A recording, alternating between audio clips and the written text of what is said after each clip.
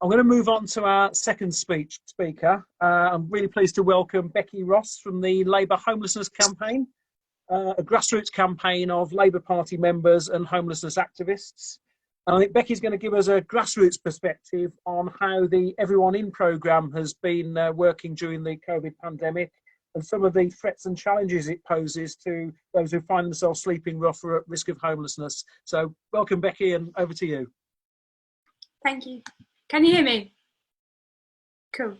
Hello, my name is Becky Ross. I have been working with people experiencing homelessness since I was 18. I have worked as a specialist outreach worker, a key worker in hostels, and running music groups with people rough sleeping.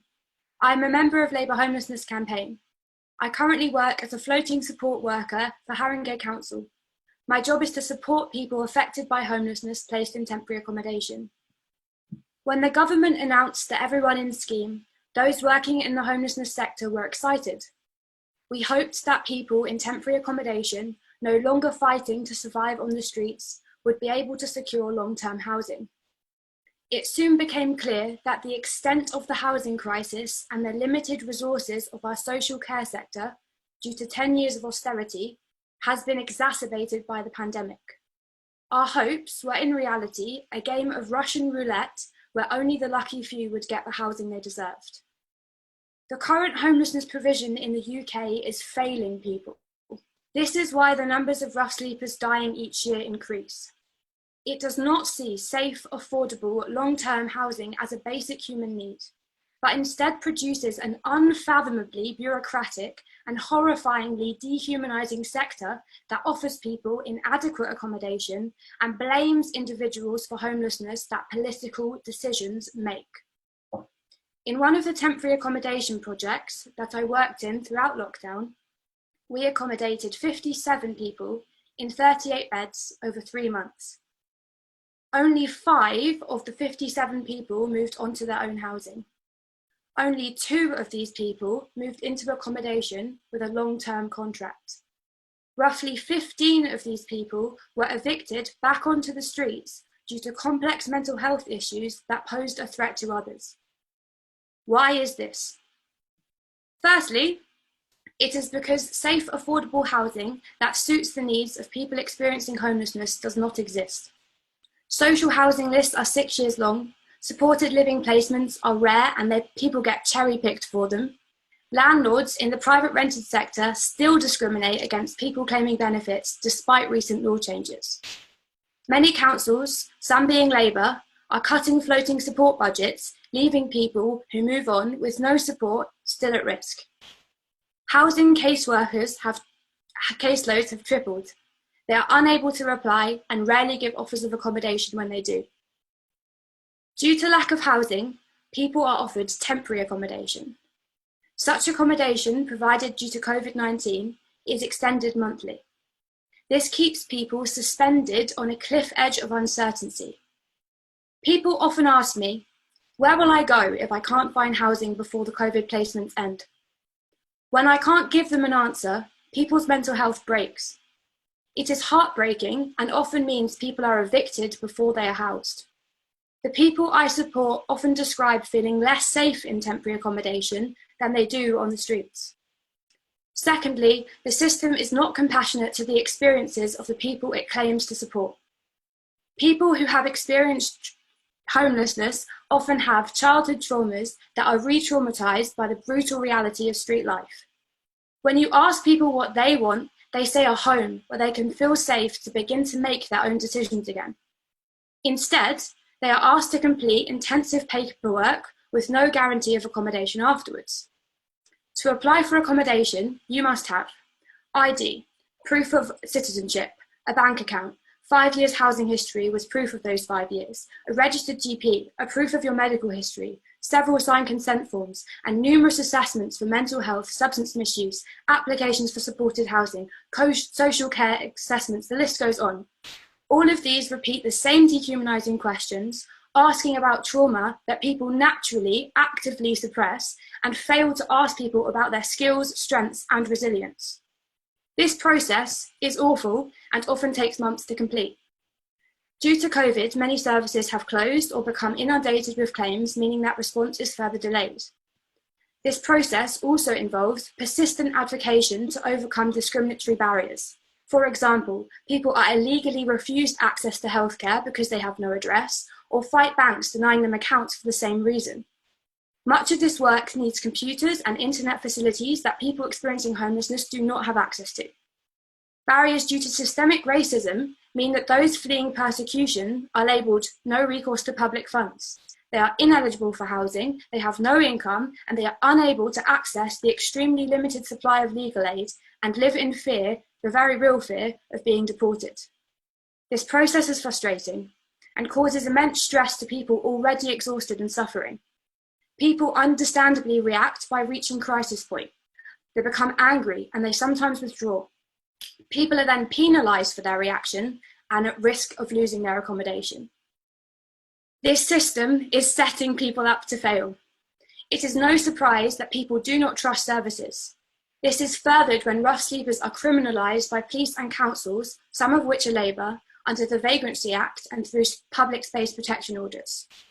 I have worked with people diagnosed with paranoid schizophrenia, had cups of tea with asylum seekers petrified of being deported, had long chats with sex workers who were abused as children experiencing PTSD, listened to people risking their life through substance misuse to block trauma. This paperwork-dominated system makes them feel inadequate. It focuses on flaws, provides no choice, and ostracizes people for natural behavioural responses. I have witnessed the deterioration of mental health that this ineffective and non-psychologically informed system causes. It is a recipe for disaster, and it is bleak. On one occasion, it took social services over 3 months to respond to a safeguarding alert to begin the extensive process of securing accommodation for a man with a long-term diagnosed mental health condition. In this time, the man I was trying to keep safe attempted to commit suicide. He was sectioned but brought back from hospital as they had 14 more beds than people and simply couldn't take him. Situations as horrific as this occur weekly. Police, ambulance, and mental health services argue about who should take responsibility because they are tired, underfunded, and lack resources. So what then does housing as a human right mean? And how would this change the current ineffective system we work within? Housing as a human right firstly means building the desperately needed council homes that 10 years of research has proved we need. It means increasing funding to local authorities so this can happen. Ambiguous commitments to build 6,000 new homes by unspecified dates are not good enough. We must commit to building 100,000 council homes every year for at least 10 years, as Labour's last manifesto pledged. It also means boycotting new white paper planning laws which will allow developers to continue erasing council estates. It means taking back spaces in the city to provide housing for people and not for profit. It means bringing in laws to restrict second homes, landlordism and Airbnb industry. It means occupying empty buildings as a matter of urgency and advocating for creative housing, such as small homes, housing communes, and ship and crate initiatives. It ultimately means confronting the distrust that the current housing crisis has created by extending funding to build and offer homes and stop people living like sheep in temporary accommodation. Simply building homes, though, is not enough. We must simultaneously strive to change our social perspective. We must challenge ourselves to be compassionate and truly understand the effects of entrenched trauma. We must learn from other countries where housing first models without barriers to funding and local connection, like in England, have eradicated homelessness. Housing first principles of choice and autonomy need to be embraced and translated to all areas of the social care sector. We must understand addiction as an illness and make it easy to access rehab and detox. We must provide free, high-quality, individualised mental health support that meets people within our community. We must shift our perspective of offending and offer people a real chance at rehabilitation by housing them when they are released. In countries where these principles have already been adopted, it has been proved that people are less likely to commit crime, less likely to visit hospital, and more likely to decrease drug use. This will reduce costs to public services due to homelessness within our country. We must remove the borders in housing and challenge racist structures that deny people fleeing persecution a safe place to stay. We must fund public services to enable this social change and stop making cuts which destroy the lives of those most vulnerable. Housing as a human right means challenging collective fear that results in us managing and restricting people instead of giving choice, which will lead to journeys of self-growth and recovery. Labour must be the forefront of this change. We must create policies in our manifesto that embody these truths. Whilst we are waiting to be elected, we must be unequivocally on the side of those resisting gentrification and unjust housing developments. Our policies must resist the hostile environment against migrants and continue to refuse to cooperate with the Home Office. We must advocate for housing to be considered as a human right and ensure that society is built for the many and not the few. Labour must acknowledge that people will die on the streets if the housing crisis is not urgently addressed. As a frontline worker, I have personally known 4 of the people we have already lost due to the failings of this system. The threat to people's lives is real, it's cruel, and it has to end. Thank you.